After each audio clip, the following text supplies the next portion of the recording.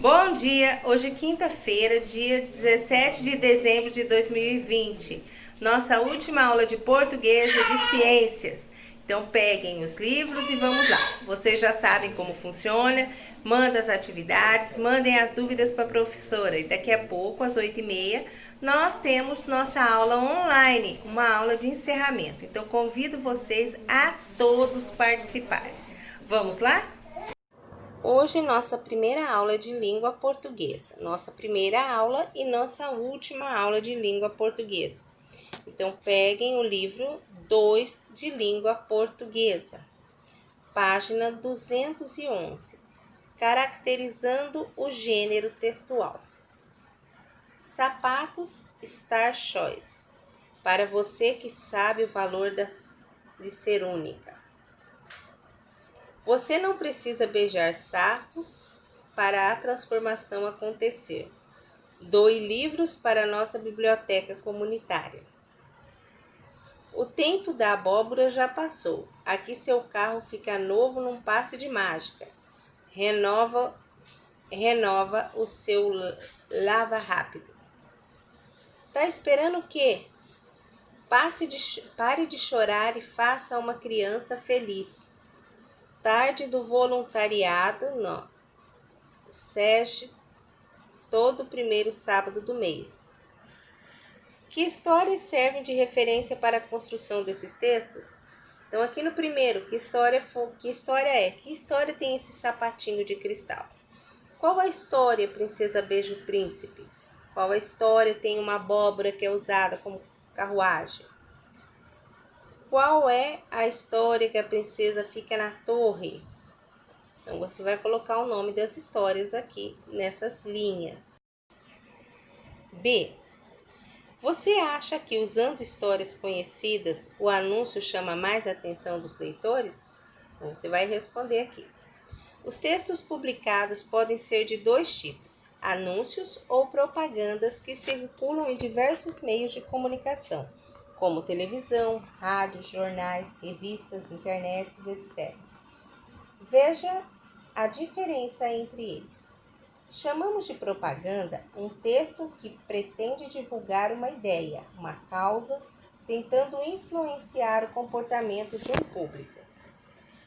Chamamos de anúncio publicitário o texto comercial, que pretende divulgar o produto ou um serviço estimulando o consumo. A. Quais os textos apresentados na atividade 1 constituem uma propaganda? B. Em quais são anúncios publicitários? C. Tanto a propaganda quanto o anúncio publicitário têm um objetivo em comum? Qual que é esse objetivo? Tem o mesmo objetivo, né? Objetivo comum quer dizer que ele tem o mesmo objetivo. Qual é esse objetivo que é igual para os dois?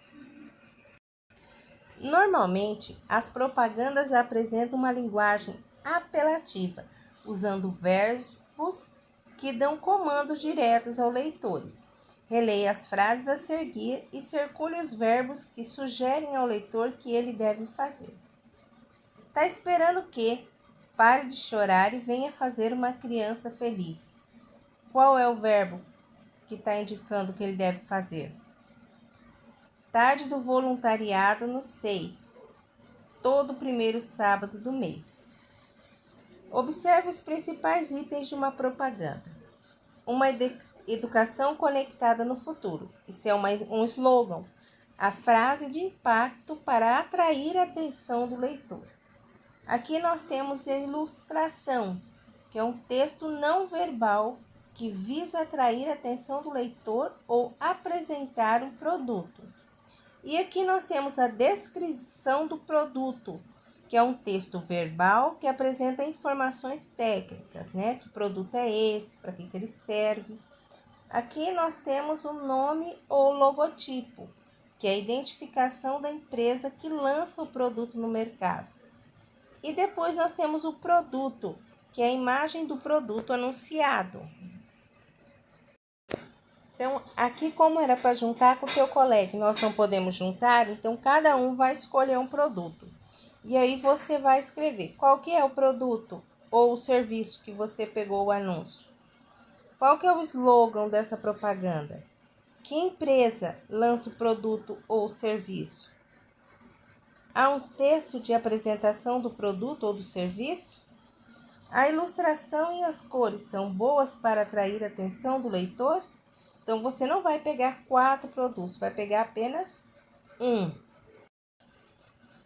Então, nós temos aqui: atenção para as características de uma propaganda. Então, uma propaganda é um texto apelativo que pretende divulgar uma marca, uma ideia, um produto ou um serviço. Seu objetivo é influenciar o comportamento do leitor. Ela usa elementos de linguagem verbal e da não verbal para atrair o leitor. Normalmente apresenta um slogan, que é uma breve descrição do produto, e a identificação da empresa ou do órgão que anuncia. Ela circula entre os principais meios de comunicação de rádio, TV, revista, jornais e outdoor. Então, aqui nós terminamos nossa aula de português do ano. Preencham as atividades. Qualquer dúvida, pergunte para a prof. E não esqueça de tirar a foto e enviar para a prof.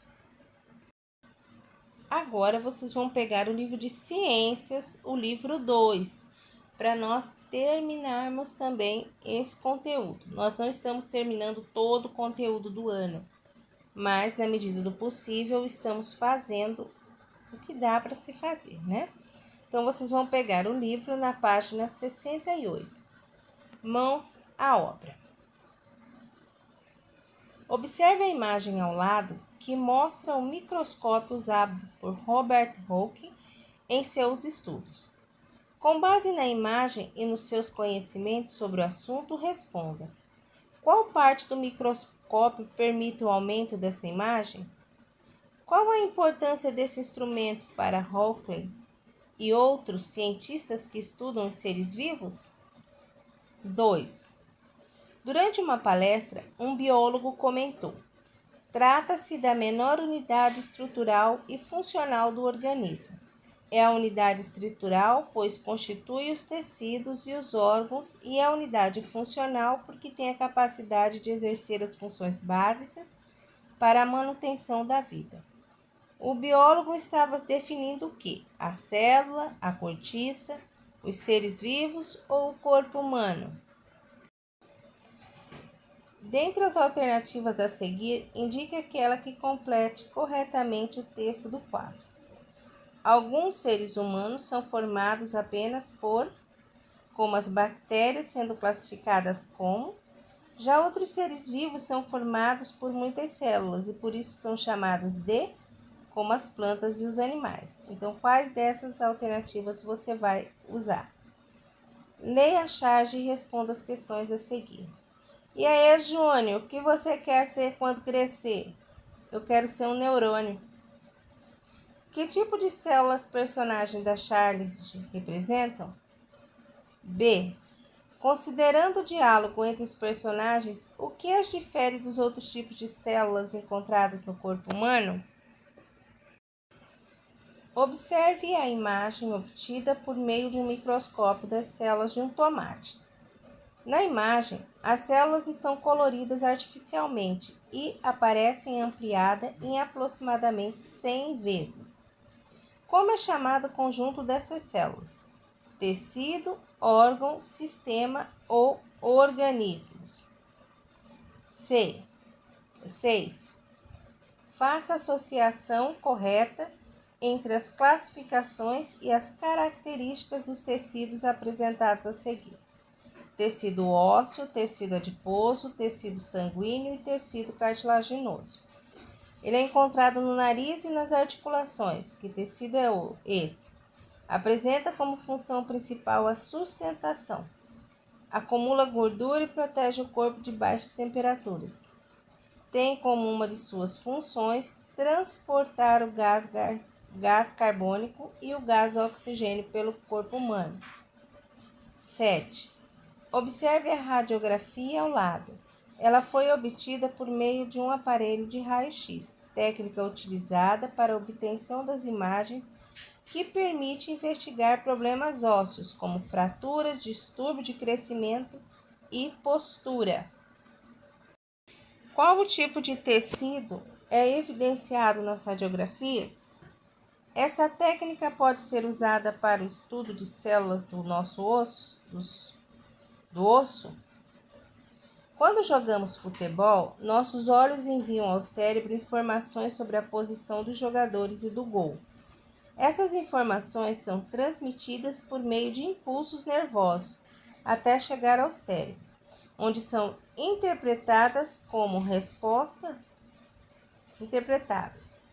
resposta, o cérebro envia informações para os músculos se mexerem e chutarem a bola para o local desejado. Os órgãos que atuam em conjunto durante a situação descrita formam o cérebro, neurônio, tecido nervoso ou sistema nervoso. 9. Observe a imagem a seguir e nomeie cada uma das partes indicadas a que elas representam. Então, você vai nomear que é uma célula, um tecido, um órgão, um sistema, corpo humano. O diagrama a seguir apresenta um mapa conceitual sobre o organismo humano. Faça uma leitura seguindo as orientações das setas e colhem os adesivos disponíveis no material. Complementar nos espaços indicados, completando corretamente os esquemas com os principais assuntos que você estudou nessa unidade. Então, nós temos aqui que podem ser estudadas por meio de... O que pode ser estudadas por meio de quê? O organismo humano é constituído por tecidos formados por e é formado por tecidos. Então, você vai seguindo a seta e vai completando cada uma dessas atividades. Aqui nós terminamos a nossa aula de história, terminamos as nossas videoaulas, né? E amanhã a prof vai conversar com vocês. Eu aguardo a cada um de vocês para nós fazermos uma aula de despedida daqui a pouco, certo? Beijo no coração de cada um, que Deus os abençoe.